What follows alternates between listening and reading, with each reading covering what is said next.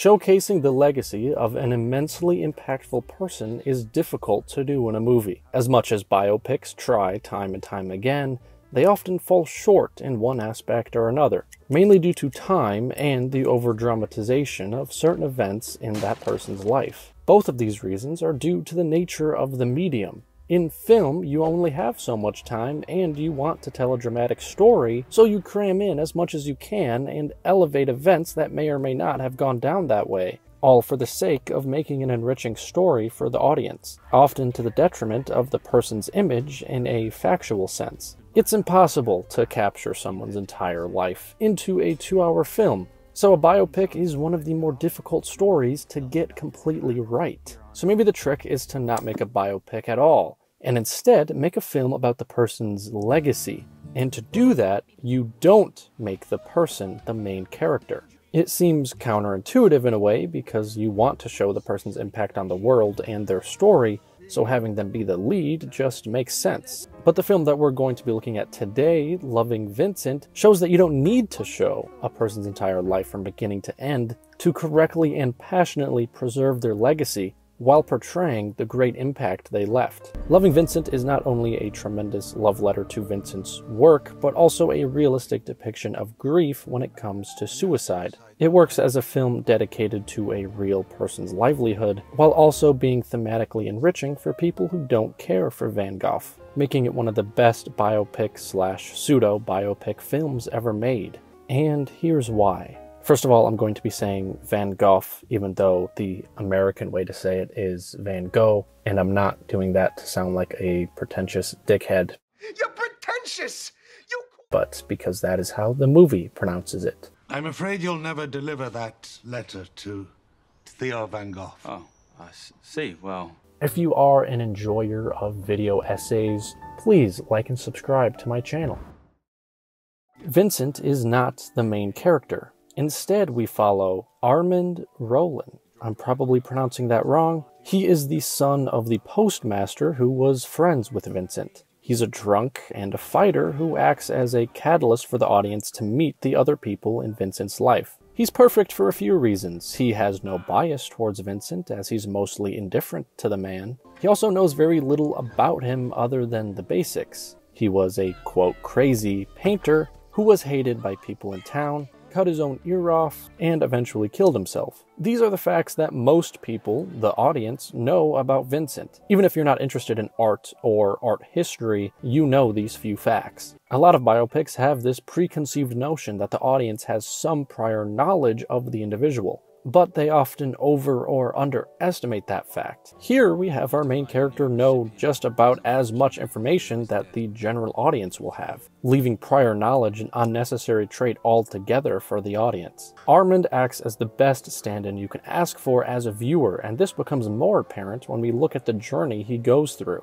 He is tasked to deliver the last letter Vincent sent before his death to his brother Theo. He's stubborn at first, but quickly gets invested into the mystery surrounding Vincent's death, which becomes the main plot of the film. Armand acts as a detective-type character, traveling and interviewing the people Vincent knew, trying to figure out what exactly happened. The story plays out like a murder mystery, a plot that mirrors reality. Since Vincent was not famous when he was alive, all the information we have on him is secondhand, other than the stuff in his letters. So the way our protagonist gets his information is the same way those interested in Vincent after his death got it. If you know nothing of Vincent van Gogh's death, let me do a crash course. I am not an expert. This is basically the equivalent of a Wikipedia article. Vincent was shot in the stomach and died a few days later at the place he was staying at. He supposedly told people that he did indeed try to kill himself, but there was a local wannabe cowboy kid who was known to mess around with Vincent and was also known to have a gun and sort of wave it around. So the theory is that the wannabe cowboy guy shot Vincent and Vincent didn't say anything because he didn't want him to get into trouble. Now for the audience, there are likely 3 types of people.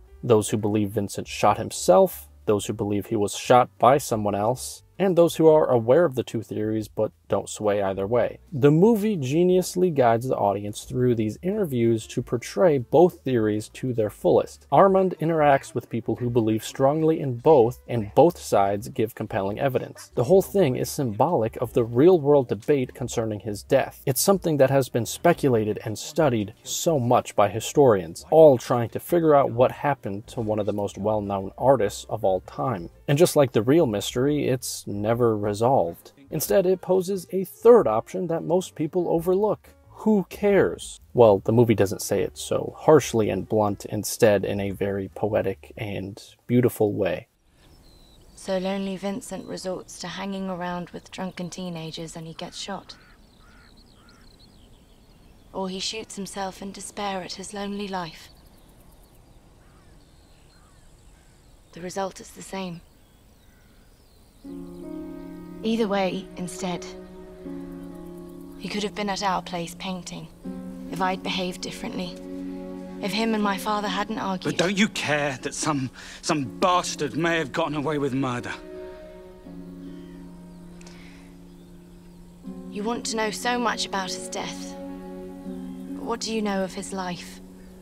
There has been a lot of media about Vincent van Gogh, and the way they deal with his death will always be controversial because there are many people on both sides of the debate. The film At Eternity's Gate goes with the cowboy theory, which I found interesting since I think that film showed us a very mentally disturbed Vincent who would have shot himself. If we don't know how he died, is it really appropriate to show his death in one way or another? That's a question you can all answer for yourself individually. An interpretation of someone's death that was a real person seems like an ethical dilemma, and Loving Vincent steps around this by flatly saying, it doesn't matter how he died. What matters is what he accomplished while he was alive, and that's what we should be focusing on. Although, with that mindset, this film becomes a sort of paradox or oxymoron. Similar to films like American Psycho or Fight Club, where they show a clear example of a thing they're critiquing, in turn romanticizing it to some viewers who misinterpret it. These films have people claiming to relate to the characters that are meant to portray a poor mindset to have in the real world. American Psycho had to have a toxic man to critique toxic masculinity. Loving Vincent had to have a story centered around Vincent's death to say that it isn't important. Ultimately, I do think the film captures the spirit of Vincent van Gogh and his work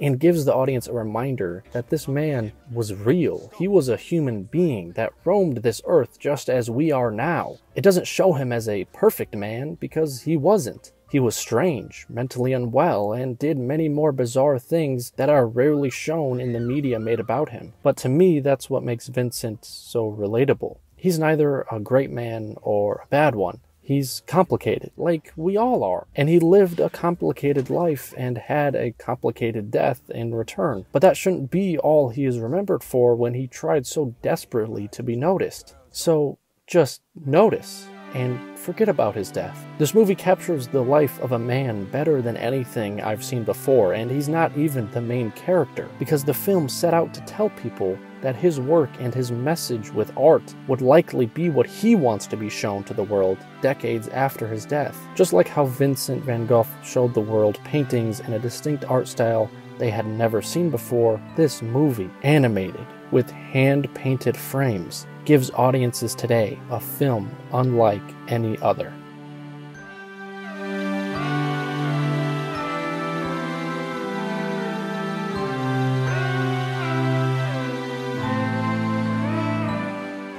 This big storm broke and everyone's rushing for shelter, and I saw him.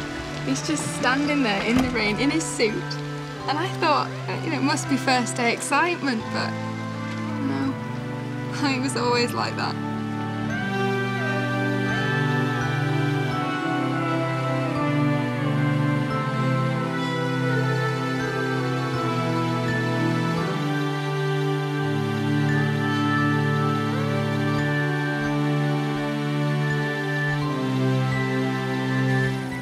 I don't hear you telling me that. Were you such a great friend? I never said I was.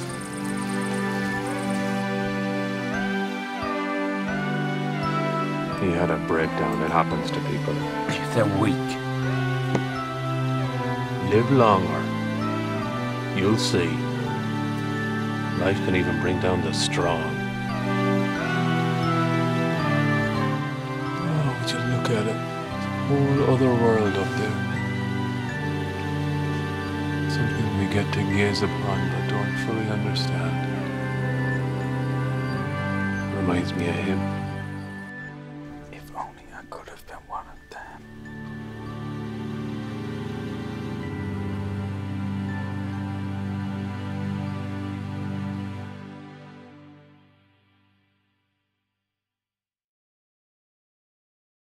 Thank you so much for watching. That was my sort of review slash kind of analysis of Loving Vincent. It was kind of just me having an excuse to talk about one of my favorite movies. So if you enjoyed that, please check out some of my other videos and like and subscribe. Have a nice day.